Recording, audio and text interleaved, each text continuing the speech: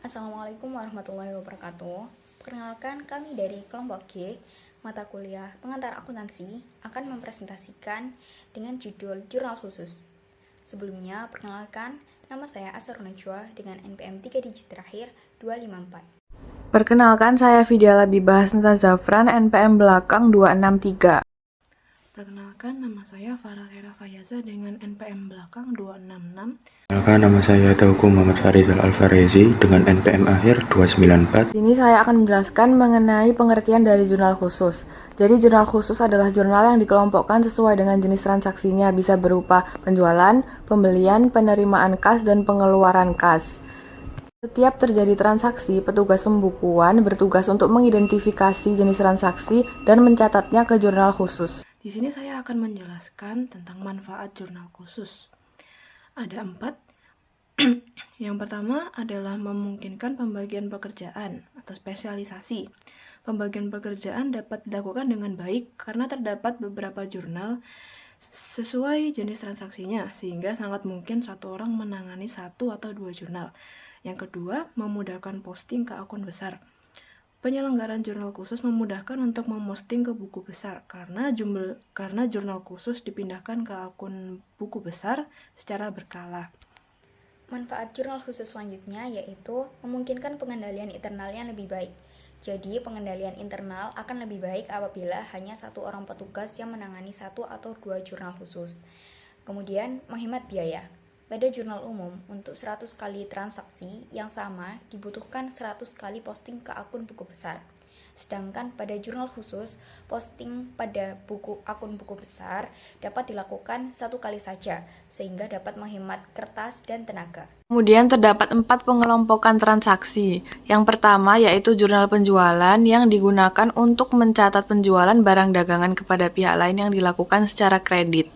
Kemudian yang kedua yaitu jurnal pembelian yang digunakan untuk mencatat pembelian yang dilakukan perusahaan secara kredit. Di sini saya akan menjelaskan jurnal penerimaan kas dan jurnal pengeluaran kas. Jurnal penerimaan kas, pencatatan penerimaan uang tunai perusahaan. Penerimaan uang dapat bersumber dari A. Penerimaan piutang, B. Penerimaan dari piutang tunai, dan penerimaan setoran modal pemilik. Lalu ada jurnal pengeluaran kas. Pencatatan pengeluaran uang untuk keperluan berbagai kegiatan perusahaan. Transaksi yang dicatat pada jurnal pengeluaran kas antara lain yaitu ada pembayaran utang dagang, ada pembelian barang dagang dan barang lainnya dengan tunai, ada pembayaran gaji, lalu yang terakhir ada pembayaran selain gaji. Kemudian di sini saya akan menjelaskan mengenai transaksi pertama di tanggal 3 Februari yaitu dibeli barang dagangan dari PT Dendrobium sebesar 10 juta rupiah dengan nomor faktur 111 dengan syarat 2/10 N/30. Maka diletakkan pada jurnal pembelian dengan debit pembelian dan kredit utang dagang sebesar 10 juta serta syarat diskon 2% bila melunasi pada periode waktu 10 hari. Kemudian di tanggal 3 Februari yaitu dibeli barang dagangan dari PD Vanda sebesar Rp2.500.000 tunai diletakkan pada jurnal pengeluaran kas dengan debit pembelian dan kredit kas sebesar Rp2.500.000. Kemudian transaksi pada tanggal 4 Februari yaitu dijual barang dagangan kepada PD Catlea sebesar Rp4.500.000 dengan nomor faktur 222 dengan syarat 2/10 N/30. Diletakkan pada jurnal penjualan dengan debit piutang dan kredit penjualan sebesar Rp4.500.000 dengan syarat diskon 2% bila melunasi pada periode waktu 10 hari. Kemudian pada jurnal umum pada tanggal 5 Februari dengan keterangan PD Catlea dengan akun retur penjualan 500.000 pada debit dan piutang 500.000 pada kredit. Pada tanggal 6 Februari pada jurnal penerimaan kas dan keterangan PD Asconsenda dengan kas 3 juta rupiah, kemudian penjualan juga 3 juta rupiah. Selanjutnya pada tanggal 7 Februari di jurnal penjualan dengan nomor faktur F333 dengan akun yang dikredit adalah PD Bulan, syarat pembayarannya adalah EOM, dengan piutang dagang pada debit 6 juta serta penjualan pada kredit 6 juta. Soal selanjutnya yaitu Februari pada tanggal 8 diterima pelunasan dari PD Katlea untuk penjualan tanggal 4 Februari sejumlah Rp2.500.000.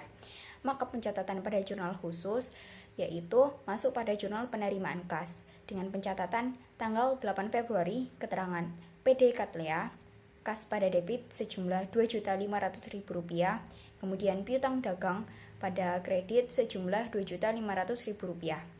Soal selanjutnya yaitu Februari tanggal 9 dibayar semua beban listrik dan telepon bulan ini sebesar Rp750.000. Maka pencatatan pada jurnal khusus masuk pada jurnal pengeluaran kas dengan pencatatan tanggal 9 Februari